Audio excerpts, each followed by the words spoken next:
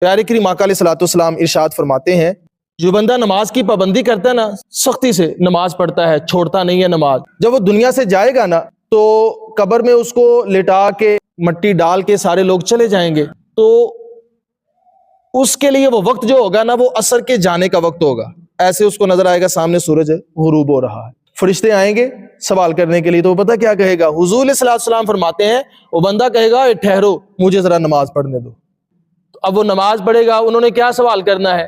من ربک، تیرا رب کون ہے؟ تو جب رب کے سامنے جھک رہا ہوگا اور اللہ اکبر سمی اللہ لمن حمدہ ربنا لک الحمد سبحان ربی الاعلی سبحان ربی العظیم، اس طرح کی صدائیں لگا رہا ہوگا، پہلا سوال ان کا حل ہو جائے گا۔ دوسرا سوال ما دینک، تیرا دین کیا ہے؟ تو نماز ہی تو دین کا ستون ہے، ان کا دوسرا سوال بھی حل ہو جائے گا۔ پھر جب کہے گا السلام علیکہ ایھا النبی، اے نبی آپ پر سلام ہو، اے نبی آپ پر سلام ہو، پھر کہے گا اللہم صلی علی محمد وعلی آل محمد، اے اللہ حضور علیہ الصلوۃ والسلام پر درود بھیج، ان کی آل پر درود بھیج۔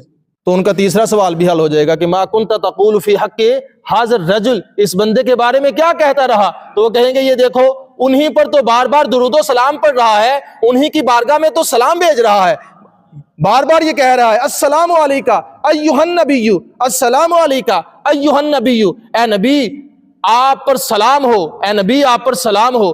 درود شریف میں ان پر درود بھیجے گا تو ان کا تیسرا سوال بھی حل ہو جائے گا کہ جن کے بارے میں ہم نے پوچھنا ہے یہ نہ صرف جانتا ہے بلکہ جانتا بھی ہے، پہچانتا بھی ہے، ان پر درود بھی بھیج رہا ہے، نہ صرف ان پر درود بھیج رہا ہے بلکہ ان کی آل پر بھی درود بھیج رہا ہے۔ نماز کی پابندی کریں گے تو یہ مقام ہے۔ آپ میں سے کسی کا دل نہیں چاہتا کہ میں قبر میں جاؤں تو مجھے اس طرح کا معاملہ میرے ساتھ ہو کہ میں فرشتوں سے کہہ رہا ہوں گا کہ ٹھہرو ذرا مجھے نماز پڑھنے دو۔